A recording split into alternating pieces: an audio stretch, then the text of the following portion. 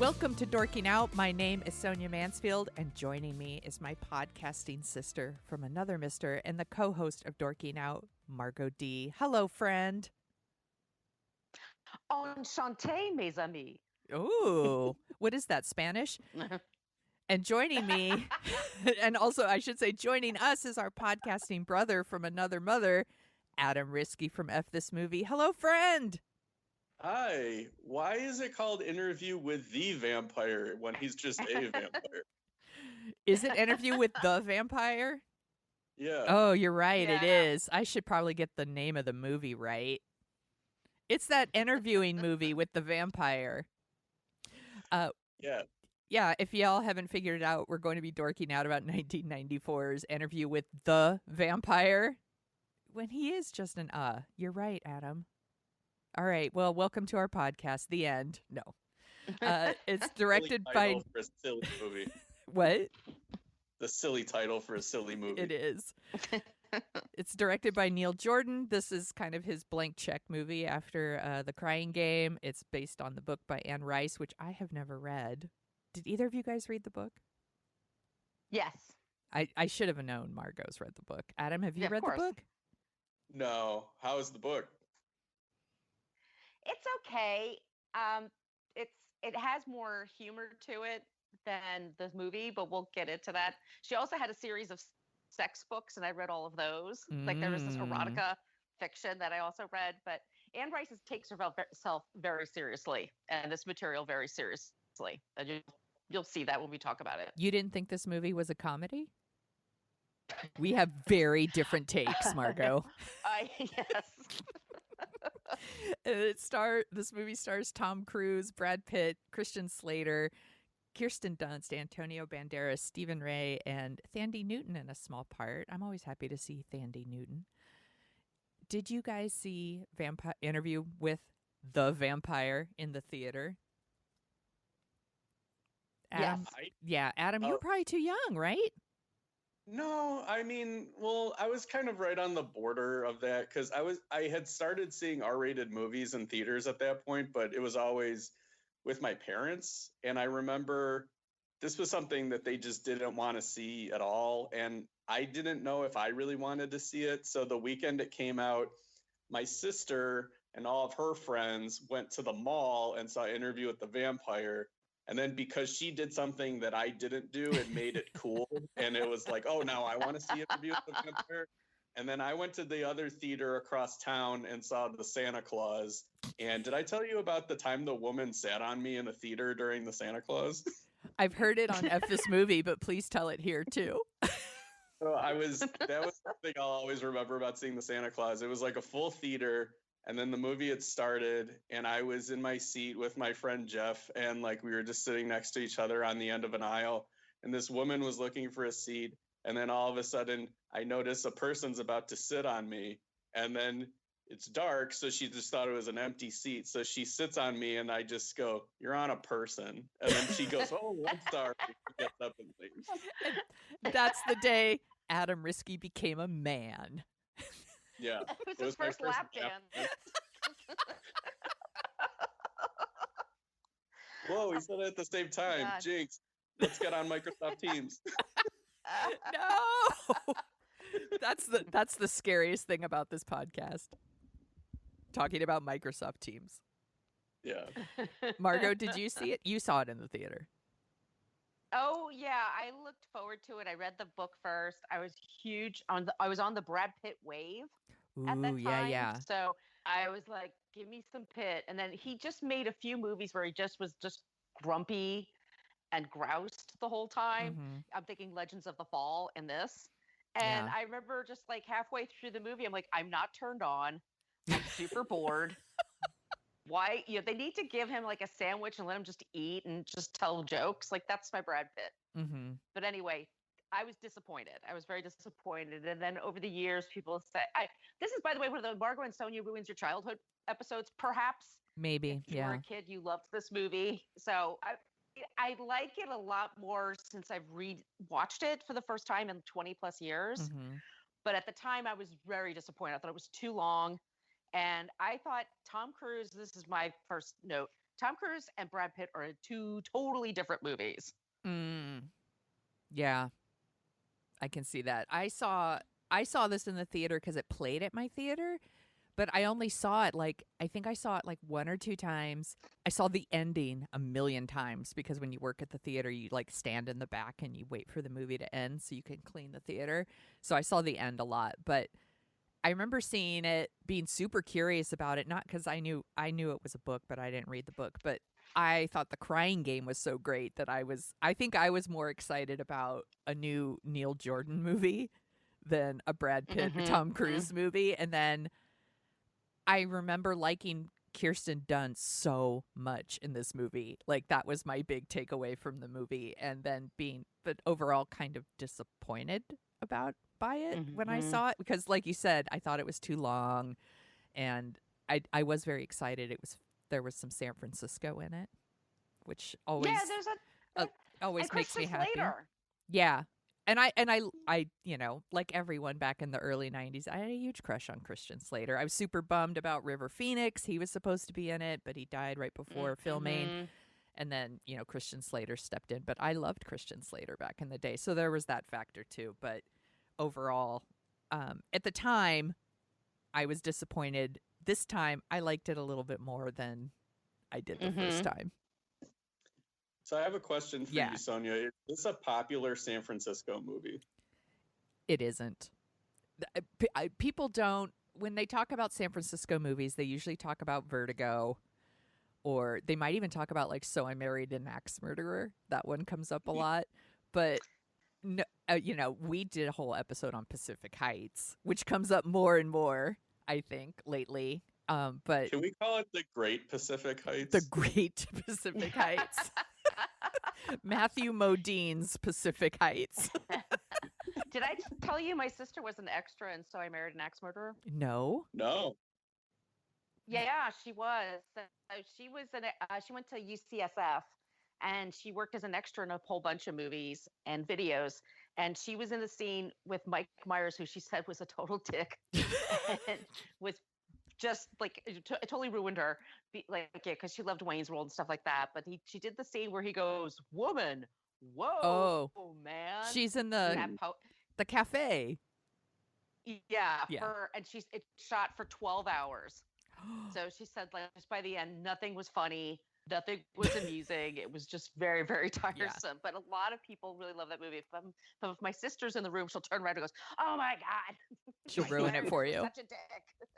Yes, totally. My husband David also worked as an extra in a ton of movies or TV shows that were filmed in San Francisco back in the day. And the big one was you could see him very clearly in The Pursuit of Happiness with Will Smith. Nice. Oh, yeah. Cool. Yeah. He used to do it all the time for extra money. And he has all kinds of funny little stories like that. I'll have him on sometime and he can share them. Yeah, I think that's a good idea. Should we just start from the beginning? Yes. Yeah. I mean, it's bookended with Christian Slater, and then he's sort of in there a few more times. But he plays a reporter who just picks up a guy and takes him to his hotel room to quote unquote interview him. Middle of the night, interview him. Not a great idea in 1994 or now, but he picks up Brad Pitt, and Brad Pitt is the only time he smiles is in these scenes. It's the only time he exhibits any kind of joy or fun. He's just so mopey. But he plays a vampire that's been alive for 400 years, or I forget how many years. Who gives a shit? But he would. You're really on board for this one. Totally. I know. Sorry, you guys. It just got on my nerves. But Tom Cruise is the person, Lestat. And there's a whole series of books about the vampire Lestat. That's the vampire. So when Lewis shows up, I was already like, well, no, it's not about Lewis. He's sort of the grumpy one. I really want to hear about Lestat. That should have been the focus. But Tom Cruise is having a lot of fun with this movie. He's the only one. I wrote for Brad Pitt that it's like half he seems bored and miserable as an actor. Yes. And half of it is that he's the one who gets the thankless job of carrying the plot. So like he just has to react to everybody else like having character stuff to do.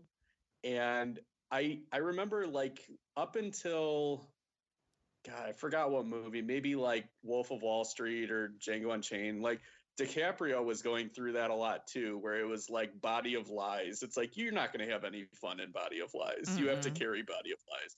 And like Brad Pitt was sort of in this kind of flux period around this time where like he would have like fun character actor movies like True Romance or things like that. But then he had these movies where it was like he was the marquee attraction. So like he had to carry the whole thing. And the weird thing about it is just like, yeah, I don't know. He's got a lot of like other actors to kind of, you know, carry the load with him in this one. But he just seems so devoid of any type of energy or joy to any of it. So it fits the character, but it's also not particularly interesting. I don't know I have a theory too. Oh, go ahead, Margo. Sorry. Okay, I'm sorry to interrupt. Because MTV used to have a movie show every week, and so whatever movie came out, they would interview the stars. It was a big thing. And they had a big special about this movie, and I thought, oh, Kirsten Dunst is adorable, and she's great in this movie. She's adorable. Everybody 11 drink. years old. Everybody drink. She carries the movie really well on her shoulders. But I remember they interviewed Tom Cruise, and then they interviewed Brad Pitt. And Brad Pitt looked really kind of strung out, like he'd been high for a couple of days, whatever. And they were talking about Tom and Brad, like, what do you think of the other actor? And Brad was like, oh my God, Born on the 4th of July, and just list all these Tom Cruise movies. And I just thought, they fucking hated each other. They fucking hated each other. So that gives the movie a whole other thing for me. And I kind of take pleasure in that because these are two people. Like, he wants the Tom part so for bad. Sure. Yeah. And, and that's the thing about for this. Oh, sorry, go ahead. No, I was just going to say, and that's the thing about Brad Pitt. You have Brad Pitt, and you kind of cast him in this thankless role. Like, I don't know who said it, but it was like Brad Pitt is a character actor trapped in like a matinee idol's body. Like, he's not this. Lewis is kind of boring. And by kind of, Lewis I mean, is a drag. He's a total drag. And it's like, that's not for Brad Pitt. That's not the right role for Brad Pitt. By the way, he looks beautiful in it. With his long hair and all that. I get it. I get why Lestat would want to spend eternity with him. He's gorgeous. He's a fucking bummer, though. He's a huge bummer. Yeah, he's a huge bummer. And there's a lot of this homoeroticism that was in the story that they kind of sort of introduced in the movie, but not really. Mm-hmm. And you wonder who's the one that pulled back the reins on it. Well, but I also watched this movie. Okay. Yeah. I was just going to say, like, yeah, they gloss over that pretty consciously, I think, like, because they do that with you know, there's a thing with the Tandy Newton character at the beginning, and it's like, unless you're really paying attention, it's like, oh no, they own slaves, like they're yeah, exactly. It's stuff like that. But like the movie's just like, no, we like, look over here, like, let's keep moving, let's keep going on.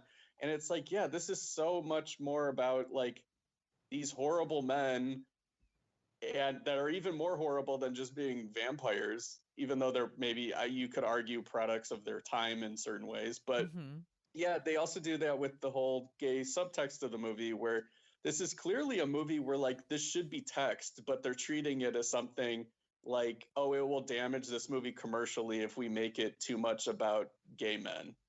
Right. But it's not, it's barely subtext because it's obvious. Like, why would he choose Brad Pitt to be his companion? Like, if he wanted to be with a woman, he would pick a woman. Like, he wants to be with a dude. Yeah. But it makes it look like he's picking a wingman. Yeah. Well, you know, they try to get around that, I think, like by like having them attack so many women too. So it's like it kind of makes it so maybe that they're bisexual. But then when Antonio Banderas comes in, that's clearly like, he wants Brad Pitt to be his lover. Yeah. And I'd like to watch that movie. There's a few movies I'd like to see that are hints of in here that would have been great. But I think it just, it's like altogether it doesn't work. But I still found it, I found like I'm crapping all over it. I still found it really enjoyable. I just think it's long. and it takes a while to get to where it's going. And I think like the midsection with Brad and Kirsten Dunst goes on and on and on forever. And then we meet Stephen Ray, who shows up in that bizarre performance, which I loved. I super loved that.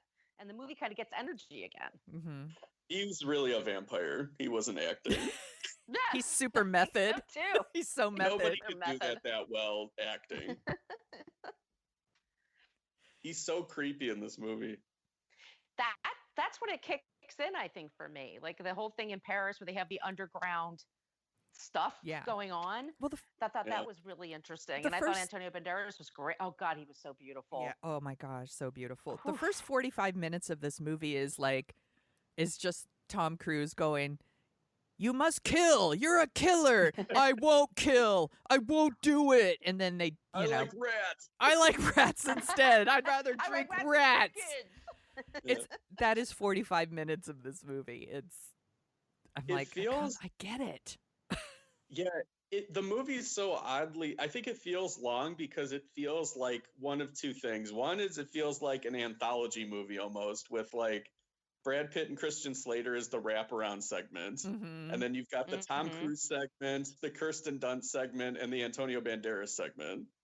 And then it also feels like 3 seasons of an American Horror Story where Brad Pitt is the thing that ties it together. It feels like different like any of these could be full features, but they're not. So it's like, I don't know, but I was really struggling with the movie this time until Kirsten Dunst shows up, and she's such like an injection of energy, and she steals the movie like completely. She totally steals this movie. She's so good. And I think she's a great actress actor to begin with, but like you kind of almost are like, oh well, this was one of her child performances, so you don't like consider it to be like maybe her best performance, but it's maybe her best performance. I think so. I think probably Fargo and then this, because she's amazing in Fargo. But in here, and also in the movie Dick, we loved the movie Dick. Yeah, she's so great in that. She's so great in that, but she's like, she holds this movie together and makes it very believable. A really crazy storyline, like permanently trapped as an 11-year-old girl forever. It's all in the eyes, too. That's the thing, where she looks like someone who's seen some shit in her eyes. Like, she looks older.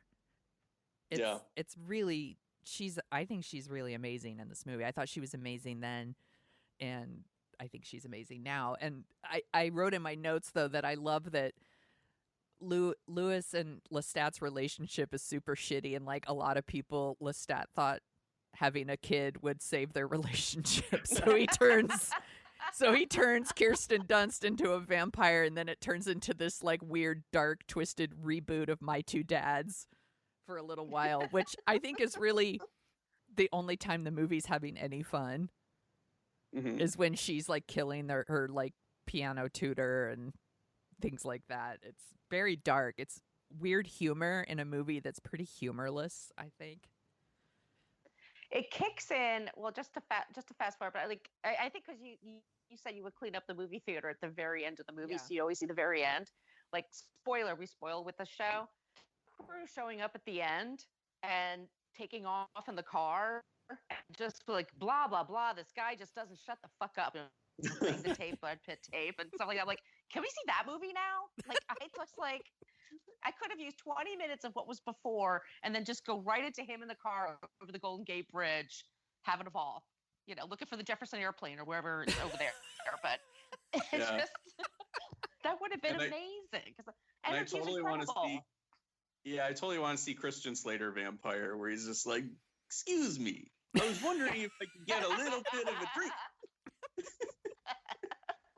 Look for Martha Dump Truck, just let's just go for it. It would have been so much funnier, and then bring back Kirsten Dunst, and then it would have been.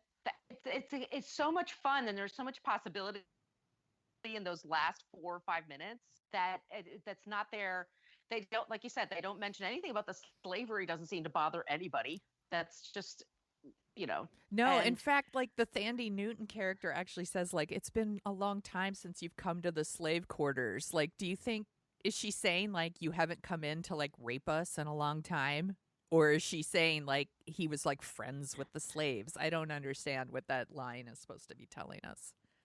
I interpreted it as like it was his last kind of, glimpse of humanity. Like he was maybe not as bad as Lestat was to the slaves, but that was how I read it. But I mean, just by him having that position as slave owner, it's like it's hard to be like, oh, he was the sympathetic one, though. Right. I have family members from the South, and they say things like that.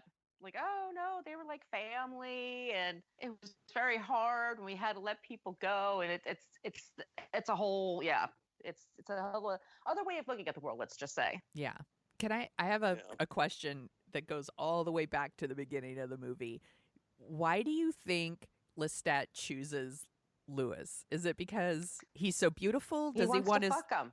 I'm sorry. I'm like, sorry. Don't be. First of all, don't ever be sorry for that. I'm like, is it because he wants to fuck him? Is it because he wants his money? I'm like, or is he just so dense he couldn't read the room and see that this guy would be a huge bummer to live forever with?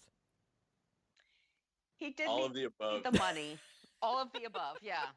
Yeah. You know the part where Brad Pitt says, I lost my will, I lost my this, I lost my that, and he's flipping cards to the beat of those words as he's doing it. Like the direction in this movie sometimes is so goofy and on point, like it's a little too on point. I don't know. I like our director, but it looks beautiful sometimes, and sometimes I don't know. The swamp scenes seem very like, I don't know. I'm thinking of like the HBO show with Tales from the Crypt. It's a little that for me sometimes. Everything in Paris looks beautiful. Yeah, it's luckily one of those movies where even though, it's not always really involving, it's still very watchable just because it's so, like every below the line production credit, like is probably the best person they could have possibly hired. So everybody's like really putting their heart into it. It's just sometimes, for lack of a better phrase, like the movie doesn't really have a pulse. LOL. Yeah. So, but, I was telling Sonia Go ahead, Margo. Sorry, Adam. I was telling Sonia yesterday, Oprah Winfrey went to a screening of this movie because she had them on her show, and Oprah left after the first reel because it was too bloody for her. This vampire movie just had too much bloodletting for her. I told Margo I maybe agree a little bit with Oprah on this one. Like, I think it looks. Whenever they were drinking blood, especially out of a glass, it made me want to throw up. I was like, whoa, it looks so gross to me. Just, bleh. And I didn't care. I was sort of like, okay. Yeah. I wanted to get back to what you were saying about Tales from the Crypt, because the most Tales from the Crypt thing about this movie to me is Tom Cruise, because he's the Crypt Keeper. Oh my God. He's such a silly man, and he's just like super campy, and it feels like he's, like the Crypt Keeper. Like that's what he's using as his inspiration to this. Now here's a story that makes my blood boil. Like that. Yeah. That's my Crypt Keeper. Like, thanks for the tail, boys and ghouls. Now I want there to be like a Crypt Keeper movie with Tom Cruise as the Crypt Keeper. Yeah. Why don't they reboot that, by the way? That would be so excellent. The show? Tales from the Crypt? They tried. Yeah. Yeah, they tried, but like I remember one of the things that they said was it was going to be like really expensive to do, like as an anthology show.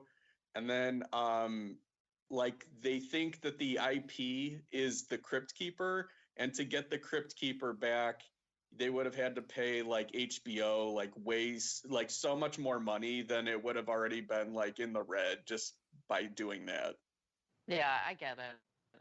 So I don't know. I wish they did. It was supposed to be like M. Night Shyamalan producing it, but that was a few years ago, and then they ended up not doing it, which was a bummer. It's such a bummer. It is. Yeah. I wish I had long hair. That's what this movie made me feel. I never had my He moment definitely with got long keratin hair. treatments. It is. Brad Pitt definitely got a blowout in keratin treatments. For sure he did. In that way, it's set in all these different times, but in that way it's so 90s with the long hair. Like after this, they'd go to like an Ugly Kid Joe concert or whatever. Like it's that kind of hair. If I directed this movie, it would just be like scene after scene of men combing each other's hair.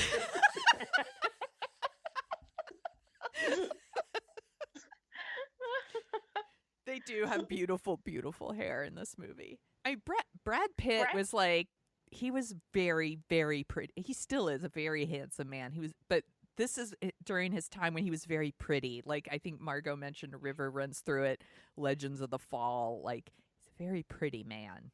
And I mean that in the best way. He would show up at interviews looking skunky too.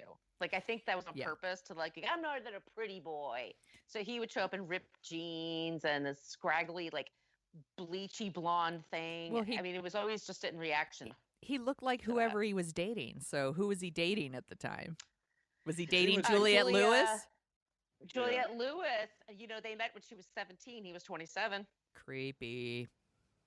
I do love some Juliette Lewis though. She's awesome. Yeah. She's amazing. That's no crap. Look, if Brad Pitt hit on me when I was 17, hell yeah, I would take it. This is true. Brad Pitt and Thelma and Louise. Yeah. But anyway. I bet you he was like, "Hey Juliet, do you want to go out on a date?" And she's just like, "I'm only 17." And he's like, "Oh, never mind." And then she goes, "There's no escaping here." Late. She trapped him. Yep. You know why they broke up? Trapping people. Oh, sorry. Go ahead. Oh yeah. I was just gonna say one of the reasons they break up is because she tried to get him into Scientology. Oh. He is not doing that. Maybe that's why he doesn't like Tom Cruise. That's it. That's the thread. You figured it out. There was like this trivia that Brad Pitt like refused to use deodorant, and like Tom Cruise got mad at him because he smelled. They hate each other. I'm telling you right now, when I watch this movie, I feel, and that's a good tension to have, I think. Yeah. You know, but I think there are scenes where I'm just like, oh, Brad is like, why is this short guy getting all the great parts and getting all the great lines? I'm a comedian. Why can't I do anything funny? I'm projecting probably. No, I don't think so. Hey, what do you guys? Oh, go, Adam. Oh, sorry. When Stephen Ray and all the bad vampires take Brad Pitt and Kirsten Dunst, didn't you just want Blade to show up? I totally did. Save them. Absolutely.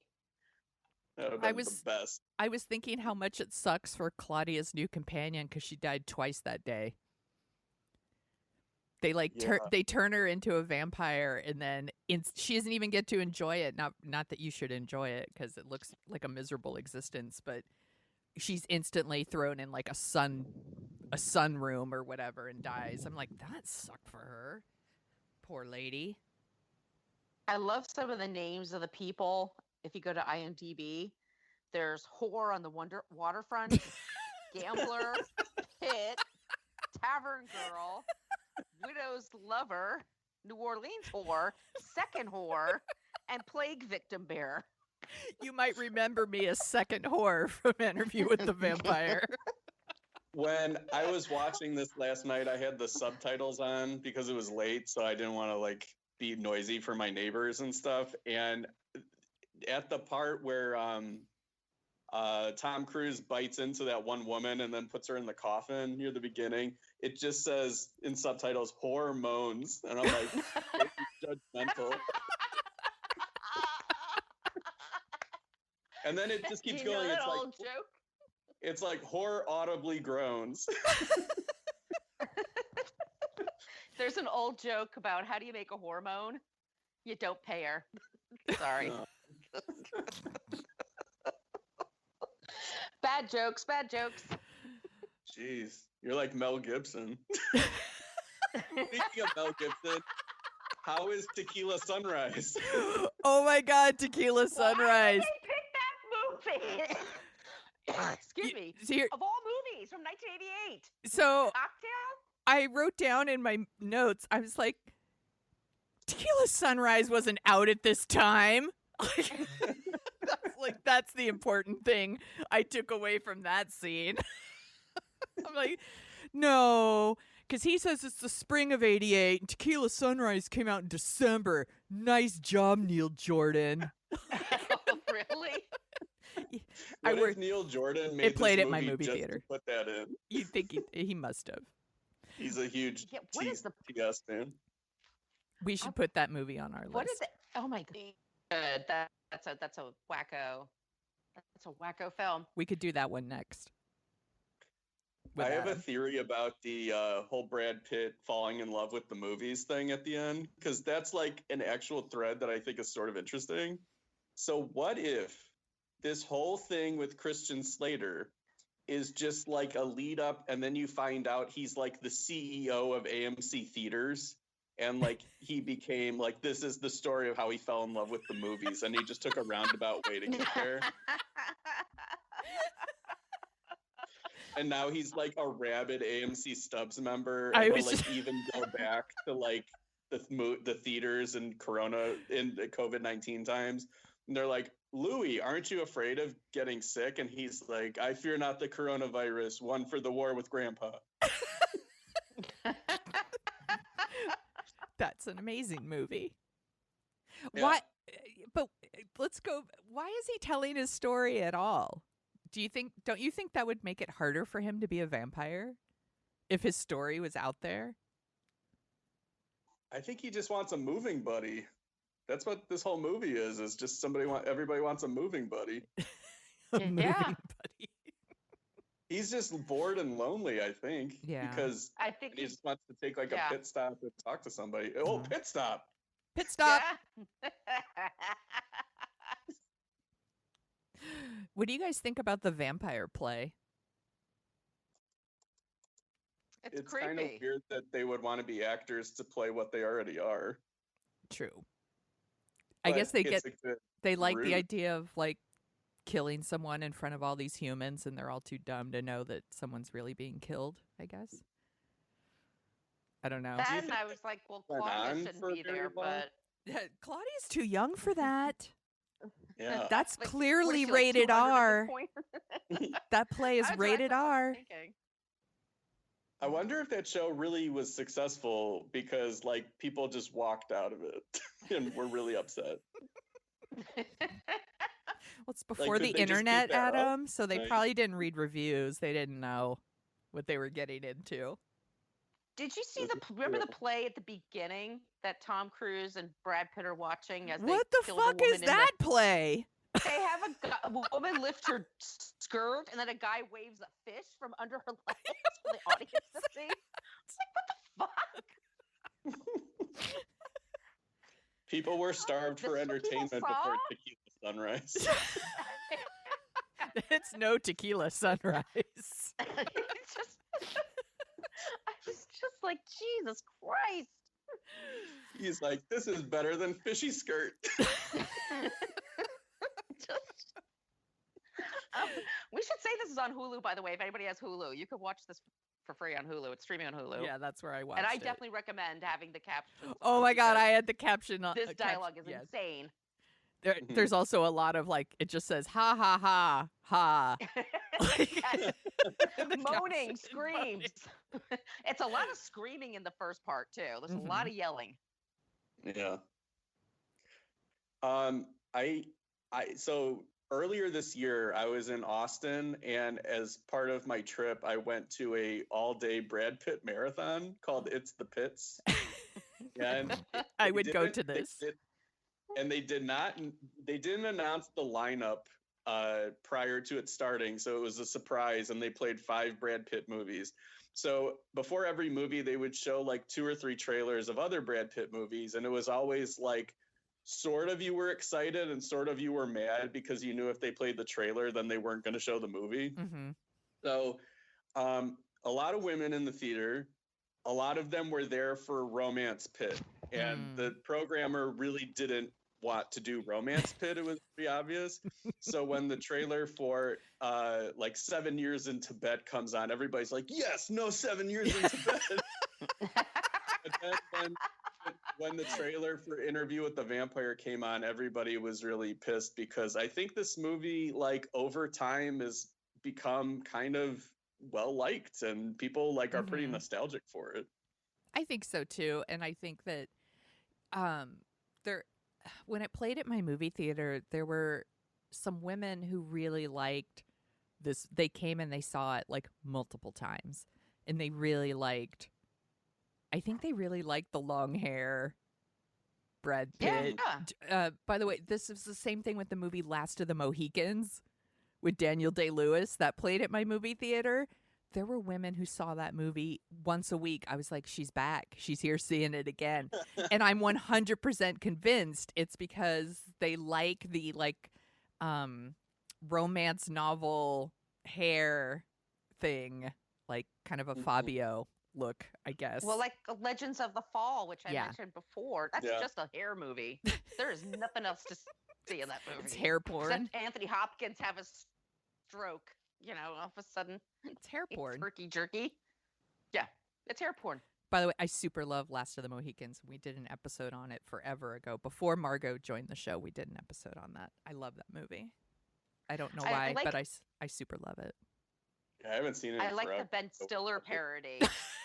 The Ben Stiller did a parody of it. It was like a what am I thinking of? Elliptical type of thing, and he just was. What am I thinking of? A track. Like a treadmill? A Nordic track. Yeah, it was a treadmill, excuse me, but it was for Last of the Mohicans. So he was dressed up like the character and just running, going, ah! Love the Ben Stiller show. Oh, my God. What do you think of the Guns N' Roses cover of Sympathy for the Devil? It's terrible, but I loved it at the same time. If that's possible, because they also did Live and Let Die and did a really crappy version of that. But it's Guns N' Roses, so on one hand, you got to give it to them. But it's my favorite Stone song. So, but it works for the movie because it is just such a crazy version of it. And all of a sudden, like I said, Tom Cruise is having a fucking ball in that scene, and you knew he thought he was going to get a sequel with it. Like that was the whole point. Right. Yeah, and he's lucky he didn't do Queen of the Damned because that movie's horrible. I was going to ask. Poor Leah. I was going to ask if any of you had seen it. It's really bad, huh? It's and I mean, like I really loved, Aaliyah as a singer and everything, and unfortunately, and she was great. Like in Romeo Must Die, she's very charismatic, and she holds the screen really well. But like in Queen of the Damned, it's like it's not her fault. It's just that it's that like new metal Evanescence vampire thing, but it's like 10 times more boring than Interview with the Vampire. And Stuart Townsend is like so bad that it makes you think like that Tom Cruise Crypt Keeper was like the greatest performance you've ever seen. It's a real drag. It's not worth watching. Yeah. That's so disappointing. Yeah. So, Adam, I already asked Margo this question before. What is your favorite vampire movie, and why is it Twilight Breaking Dawn Part 1? I only made it up to Eclipse. You made it way farther than I did. I'm being serious. I made it through the first one, and I was like, that's enough of that. I feel embarrassed because I saw the first one and the second one. I think I rented them on Netflix, like when they still had or when they were known for doing the disc service in the mail, and I didn't dislike them. And then the third one, for some reason, I was just like, I'm too old for these, but I was way too old for 1 and 2 also.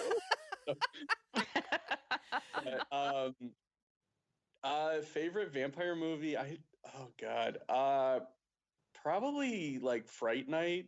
Yeah. Yep, we covered it. Yeah, it's a great movie. Yeah. Fright Night's just a blast, but there's a lot of good ones. Like oddly enough, because it's October and I'm just watching horror movies nonstop, I've watched like 6 vampire movies, like 6 or 7 just this month. So like I watched this, and then I watched Bram Stoker's Dracula, and I watched Vamp and Fright Night 2 and Blackula and Blade 2. So you're on a roll. Yeah, I'm on a run. Yeah, I can't wait till November so I can watch On the Rocks and calm down.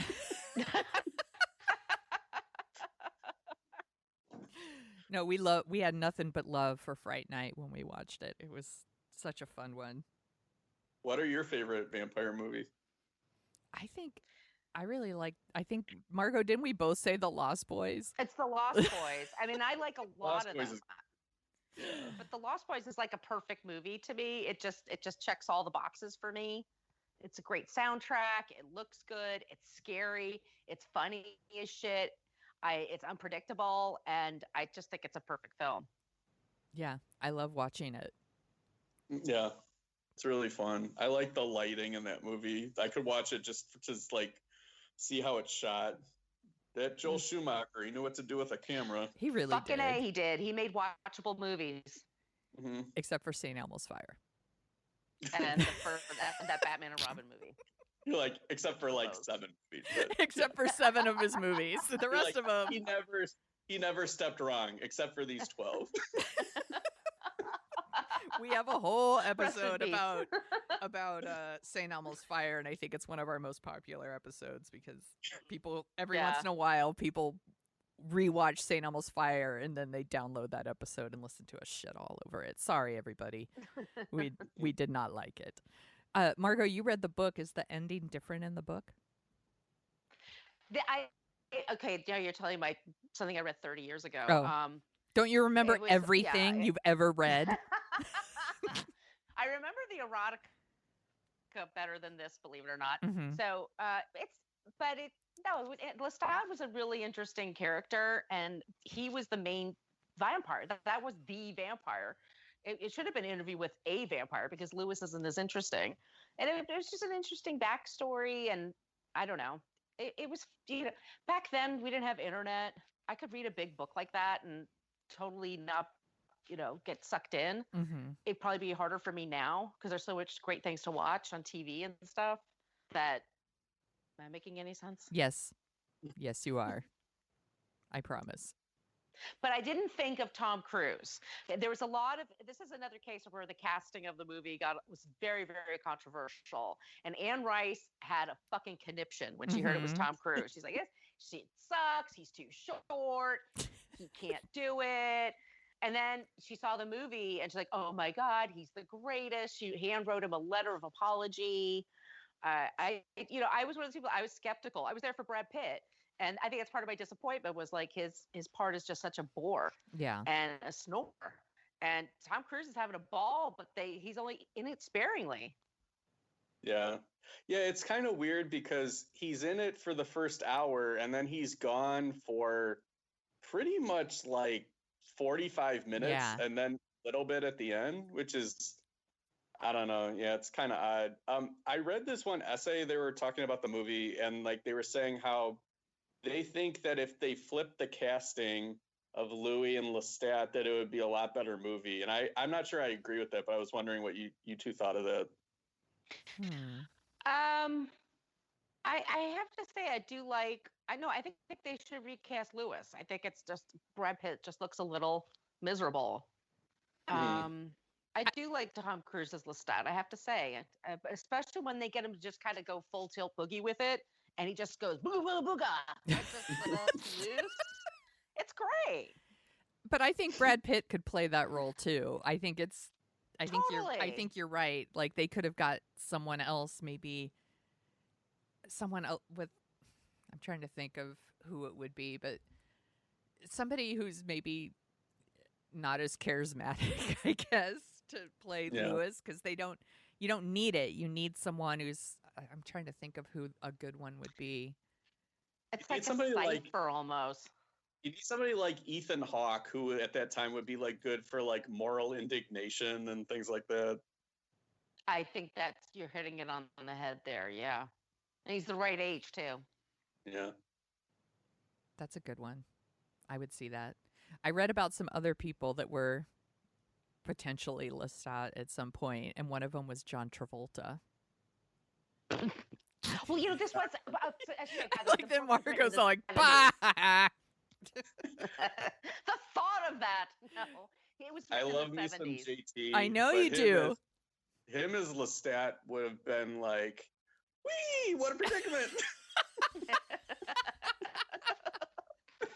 There would have been a dance. Let's go to There would have been a whole choreographed number between Lestat and that like dead mom from the plague where he's dancing with the dead body. There would have been a whole number. the if it was obviously John not Travolta. dead body, by Right? the way. It's like that is like the phoniest prop. So gross.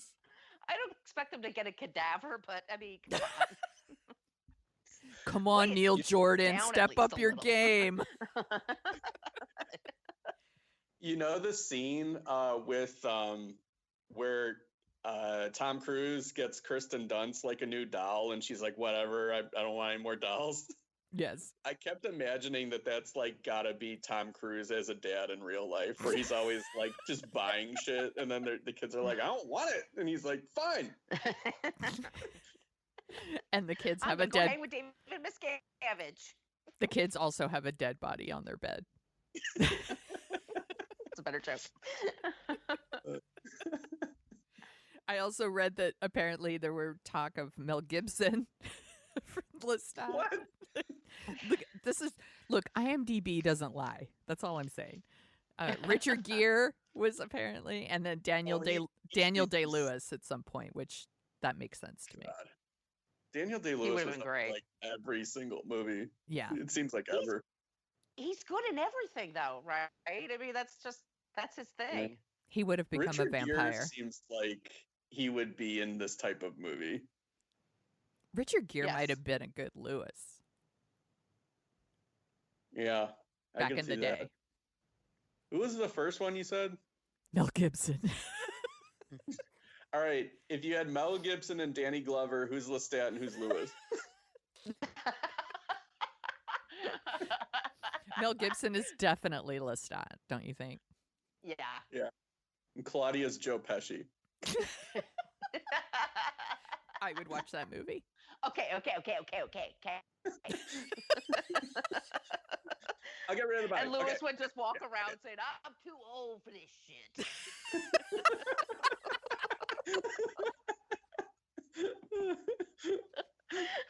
He literally is. It's such a good movie. Yeah. And then, like, Mel Gibson's just like, never doubt, you are a killer. And then it's just the Lethal Weapon saxophone, like, David Sanborn, yes. yeah. I would like to see that movie so much. Mm. Come much- on, get yeah. on it, Hollywood. That's a good movie. That's the only Mel Gibson movie I'd pay money for. Is that. That's it. I also read John Malkovich and Christopher Walken. Oh, both of those could be good. Oh, and Julian Yeah. Sands, which apparently He that's makes- He'd be good too. that's who Anne Rice really wanted. Yeah. And I'm like, that makes sense. You know who would have been perfect and they didn't get him? Patrick Swayze. Patrick Swayze's perfect in everything. If he Yes. was Lestat, Yes. oh my God. Like, yeah, if it was Swayze and Reeves in this, can you imagine? Oh my god. Yeah. And then Gary Busey is Claudia. That would be Lewis, amazing. Lewis, give me two. Give me two. Yeah, and like Swayze's just like, you're not putting me in a coffin, man. I love it. I want that movie now too, but we're never gonna get it. It's so sad. Yeah. Do you want to hear about some other movies that came out in November 1994? Or do we have Yes, more? Or do please. we have more? We could just go on and on about Interview with a Vampire, I think. Yeah, I don't know. I mean, like, this is a movie that when it came out, I definitely felt like it was like, oh, this isn't for me. It's like pretty boy vampire movie. Yeah. But like over time, I have like a different reaction to it every time I watch it, which isn't often, but I remember having like, it was right when I got Blu-ray and like I watched it and I thought it was incredible. And then I watched it last night and I thought it was like okay to decent. So I'm not sure. I think Kirsten Dunst is the best thing in this movie. Absolutely. Yeah. And Brad Pitt's hair. And the hair. Yes. Mm-hmm. There was talk of them making like a series out of it. Is that still happening? Do you know, Margo? I don't know. Like she wanted to They make like should. a series out of it, and I'm like, I could see that. There's been so many in the last few years. I don't know how like you would do it cheaply. Yeah. But I don't know if I'd watch it, but Yeah, makes what's sense. going on with Interview with the Vampire Chronicles TV show? Oh, there you go. That was from this year, so oh, okay. well, there you yes, go. maybe it's still on its way. Yeah. So It here, could use a reboot. yeah, it definitely could. I mean, there's a good story there. Obviously, I think that it could be done. I don't know if I'd watch it, to be honest, but you know what? Maybe when like the whole pandemic thing is over, I might be more in the mood for it. Not in the mood See, I was for it gonna right say, now. I'd at least watch the first episode. I would definitely at least check out the first episode. Yeah. It reads like what they're gonna do is it's gonna be all of the books, and each season will be a different book. So I'd be curious to see the Interview with the Vampire season just to compare it. Yeah. They should get Christian Slater to replay his role. He could do Yeah. it. Stephen Ray. Yeah. I just like saying his name that way. I'm silly today. You are silly today. I love it. So here's some other movies from November 94. Mary Shelley's Frankenstein. It's a good Yikes. one. I haven't seen I liked it. I don't know. I haven't seen it since the theater. I know We did it everyone for hates it, but like It's for whatever terrible. reason, the one time I liked it, I enjoyed it. But we did it for book versus movie. But I love that. I'm sorry, who's the actor? Kenneth Branagh. Yeah. Yeah, he's trying to look like Robert Plant as Led Zeppelin like the whole time. He's got the shirt off and the hair. yeah. It's hilarious. Yeah, he definitely like went to the gym and is just like, I don't need to wear a shirt for this scene. They're like, but we got a shirt right here. He's like, I don't need it. Just curl my hair. I'm good. Oh my God, is it more hair porn? Should I watch it again? Yes, it is. You All right. should actually, yeah. All right. He's got Riggs hair. He's got Riggs hair in that movie. All right. Riggs hair. You already mentioned The Santa Claus. That came out November 94. Love Yeah. it. The War with Oh, That's with Costner. with your Okay. man Costner. I need to rewatch that. I only saw it on cable like in '95, so I don't remember how good it is. I remember liking it at the time, but I haven't seen it since the theater. So, Heavenly I think that's Creatures. I think that was one of the Costner Dies for Our Sins movies. He has a lot of those. Okay. Good to know. We need a Costner podcast. Get on it, Adam. Yeah. Like all Costner. Yeah. Yeah. That's a good idea, actually. Costner. Dude. Do we'll it. help you. I We'll help you want to set up. see his new movie, but they're only putting it in theaters, so I gotta wait. The Costner cast. Costcast, yeah. Write that Costcast. shit down. Write that shit down right now. I'm right. You can have the idea. I'm gonna write Mhm. it down and I'm gonna email that shit to Adam. The Costner. All right, I'll cast. just call it something stupid like Riskevin Costner. Costner at all costs. Costner and me. Da-da-da-da-da-da. Costner and me. Heaven on Kevin.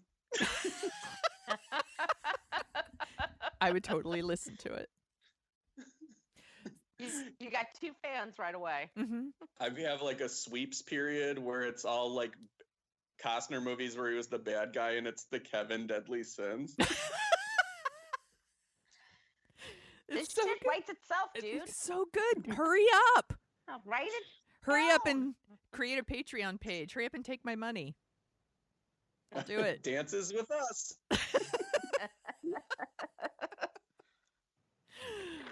So also 94 Heavenly Creatures.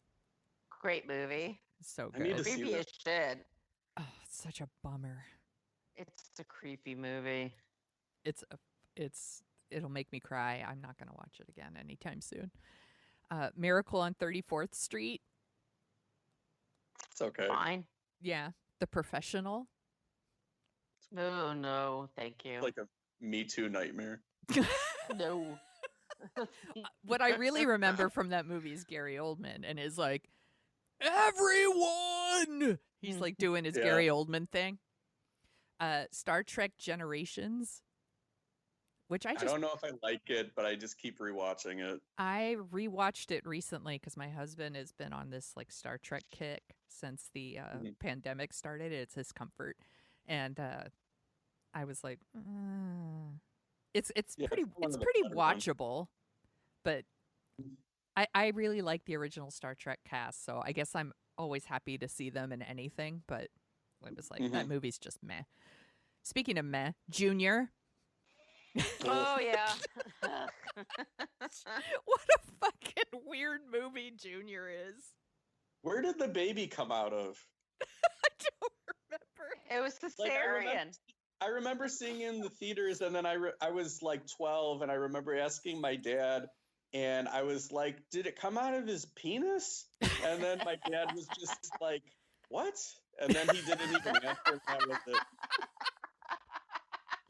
Like, did it come out of his arsehole? Like, where's the baby coming from? I'm sure you're right, Margo. I'm sure it's cesarean section. It's not a good movie. That makes more sense. Maybe what? Because it was such a dumb question. See, that makes sense. I think he threw it up. That's all. Oh God, we talked about that. I hate throwing up. Yes. Oh, maybe sorry. Maybe he had it like Quato, where they just pulled it out of his stomach like that. What if it was like in Aliens? The kid just screamed itself out of there. I would like the movie more. Snicker scream. It's a way better ending to Junior. Is that it just pops out of it like a xenobot. And it's just little Danny DeVito runs around the room. I love it. Okay. Do you want to hear about some of the top songs of '94? Yes. Yeah. Okay. So these are some of my favorites. I just picked a few. In Kamosi, I think that's how you pronounce it. Here Comes the Hot Stepper. I love that song. I love that song. Yeah. It's from that Robert. Yes. Mm-hmm. Yeah. Yeah. Coolio, Fantastic Voyage. Great song. I like that song too. REM, What's the Frequency, Kenneth? I was so into REM during like this phase. REM. I was, such a fangirl. I can't believe they retired because it's like a band that you think it could just go on and on and on. But anyway, Beck, Loser. I was so in love with Beck back in the day. In love with Beck. In love with him. I still think he's pretty cute. He looks amazing. Blur, Girls and Boys, which is a good song. That's a good song. Yeah.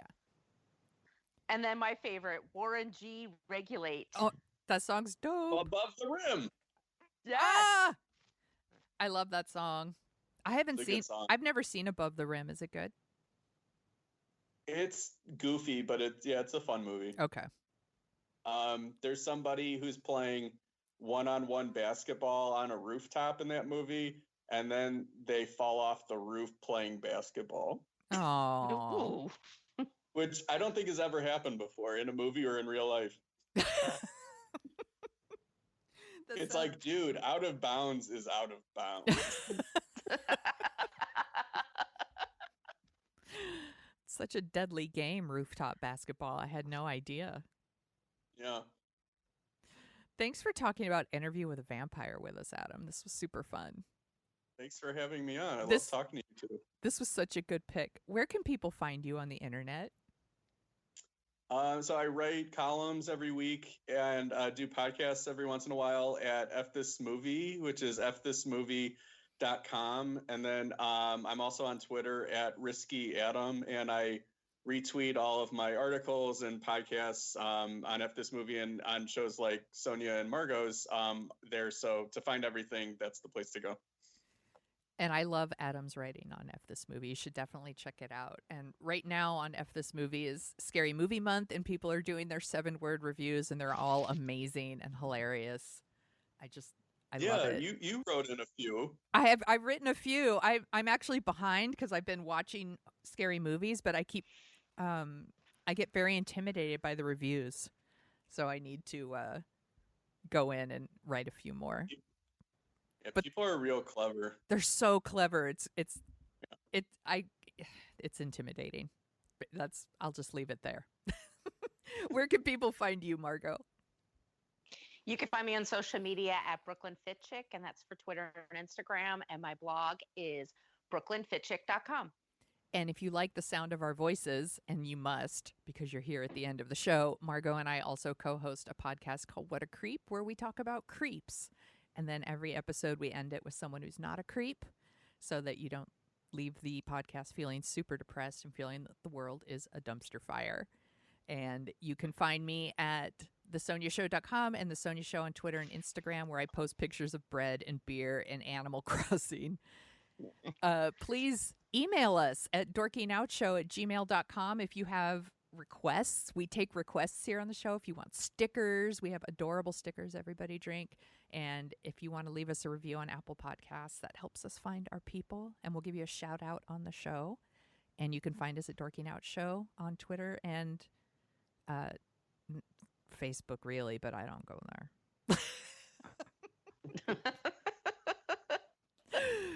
So that's that. So I'm going to give you guys a choice that I never had. Should we keep going, or should I stop the recording?